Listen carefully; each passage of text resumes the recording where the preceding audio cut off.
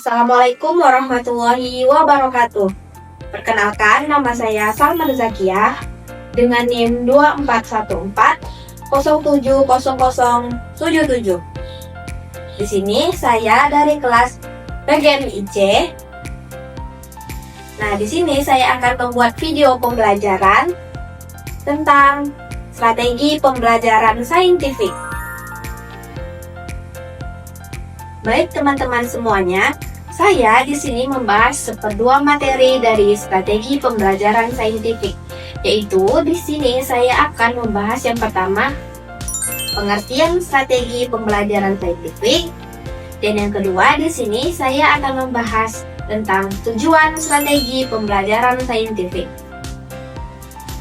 Baik teman-teman semuanya, sebelum di sini saya membahas apa itu strategi pembelajaran saintifik, nah di sini saya akan membahas pengertian strategi terlebih dahulu.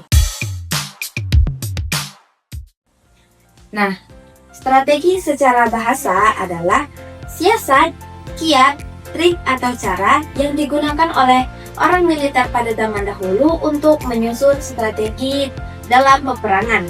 Nah, dalam perkembangannya, strategi ini menyebar secara luas hingga ke dunia pendidikan. Nah, baik, pengertian strategi secara umum adalah garis besar haluan atau rencana tindakan yang dirancang untuk mencapai tujuan yang telah ditentukan. Nah, di sini strategi berfungsi sebagai pedoman dalam bertindak, sehingga kegiatan yang dilakukan menjadi lebih terarah, efektif, dan efisien. Contohnya, seorang guru ingin meningkatkan hasil belajar siswa. Untuk mencapai tujuan tersebut, guru harus menyusun strategi, misalnya menggunakan metode diskusi berkelompok, yaitu dengan menggunakan media pembelajaran dan evaluasi terarah. Pengertian strategi pembelajaran menurut beberapa ahli, yaitu menurut Slamet, strategi adalah rencana pemanfaatan potensi dan sarana yang ada untuk meningkatkan efektivitas dan efisiensi pengajaran.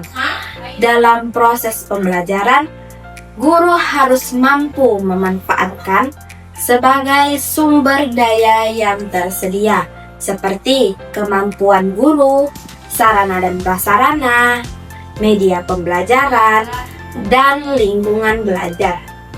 Menurut Kem, strategi pembelajaran adalah kegiatan pembelajaran yang harus dikerjakan oleh pendidik dan peserta didik. Nah, agar tujuan pembelajaran itu dapat dicapai secara efektif dan efisien. Menurut pendapat Kem, strategi pembelajaran tidak hanya berfokus pada guru, tetapi juga melibatkan siswa secara aktif. Strategi pembelajaran mencakup aktivitas guru dalam mengajar, aktivitas siswa dalam belajar, interaksi antara guru dan siswa, serta penggunaan metode dan media pembelajaran. Apa itu strategi pembelajaran saintifik? Strategi pembelajaran saintifik adalah strategi yang dimana menggunakan pendekatan yang melibatkan siswa dalam proses pemecahan masalah melalui perencanaan pengumpulan data, menanya, mengelola informasi, analisis untuk menarik kesimpulan, serta mengkomunikasikan hasil pembelajaran. Strategi pembelajaran ini adalah pendekatan dalam pendidikan yang dimana menggunakan metode ilmiah dalam proses mengajar, di mana pendekatan ini menggunakan langkah-langkah ilmiah sebagai dasar pelaksanaan pembelajaran, sehingga proses belajar itu lebih menjadi sistematis dan logis. Strategi ini menempatkan siswa sebagai pembelajaran yang aktif, menggunakan kompetensinya melalui proses yang menyerupai ilmiah ini. Pembelajaran dilakukan melalui pengalaman langsung agar siswa dapat memahami materi secara lebih mendalam dan bermakna, dan strategi ini Dengan strategi ini, siswa dapat memperoleh pembelajaran berdasarkan pengalaman yang mereka dapatkan. Strategi pembelajaran saintifik tidak hanya menghafal teori saja, tetapi siswa diharuskan untuk bisa mengamati fenomena nyata. Bertanya tentang apa yang belum diketahui oleh siswa, mencari data dan fakta sendiri, dengan menganalisis informasi dan menyampaikan hasil. Siswa tidak hanya menunggu guru memberikan jawaban atau menghafal tanpa pemahaman saja dan terlihat pasif di kelas. Siswa itu pada strategi pembelajaran saintifik ini sebagai siswa aktif mencari ilmu dan guru sebagai fasilitatornya. Siswa di kelas mengerjakan bukan hanya melihat saja, dan dari penggunaan metode ilmiah ini, siswa berpikir logis dan sistematis berdasarkan fakta, data, serta objektif, bukan hanya asumsi saja. Dengan strategi pembelajaran saintifik ini, siswa itu seperti ilmuwan muda. Tujuan utama strategi pembelajaran saintifik adalah, yaitu yang pertama, mengembangkan kemampuan berpikir kritis, analisis, dan kreatif siswa melalui pembelajaran sistematis berlandaskan metode ilmiah.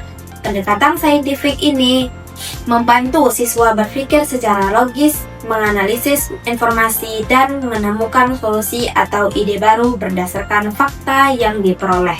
Nah, tujuan yang kedua yaitu siswa diarahkan agar siswa menjadi pembelajar aktif yang mampu mengamati fenomena secara cermat. Siswa dilatih untuk memperhatikan objek, peristiwa, atau fenomena secara teliti sebagai dasar dalam memperoleh informasi. Nah, tujuan yang ketiga yaitu siswa bisa menggunakan pertanyaan yang relevan, seperti siswa didorong untuk menggunakan rasa ingin tahu melalui pertanyaan yang mereka dapatkan atau fenomena yang mereka amati. Nah, yang keempat, agar siswa bisa menemukan dan mengelola informasi secara sistematis. Dengan siswa belajar mencari, memilih, dan mengelola informasi dari berbagai sumber secara teratur dan terarah. Yang kelima, menarik kesimpulan berdasarkan data yang ditemui, bukan sekedar dugaan semata. Nah, yang keenam, yaitu siswa dibiasakan agar tidak hanya menghafal tetapi memahami dan menerapkan pengetahuan dalam konteks nyata. Nah, yang terakhir yaitu yang ketujuh, siswa mengembangkan keterampilan pemecahan masalah secara mandiri atau dengan memanfaatkan pengetahuan dan informasi yang dimiliki. Tujuan tambahan strategi pembelajaran saintifik yang pertama yaitu meningkatkan motivasi belajar siswa dengan pembelajaran yang dimana menantang dan bermakna, dengan pembelajaran yang dirancang agar siswa terlibat aktif sehingga proses belajar menjadi lebih menarik dan tidak membosankan. Selanjutnya, tujuan yang kedua yaitu menumbuhkan rasa ingin tahu dan minat belajar, di mana keterlibatan siswa dalam proses setiap tahap mendorong mereka lebih aktif mencari dan memahami informasi. Selanjutnya, tujuan yang ketiga yaitu menjadikan pembelajaran lebih menyenangkan dan efektif, di mana siswa belajar melalui pengalaman langsung sehingga materi lebih mudah dipahami dan diingat. Selanjutnya, tujuan yang keempat yaitu mengembangkan kemampuan komunikasi ilmiah yang baik, baik itu secara lisan maupun secara tulisan, di mana di sini siswa dilatih menyampaikan ide, hasil pengamatan, dan kesimpulan secara jelas, logis, dan sistematis. Selanjutnya, tujuan yang kelima yaitu mengembangkan rasa ingin tahu siswa, di mana untuk didorong untuk terus bertanya dan menggali informasi dari pengetahuan yang mereka dapatkan.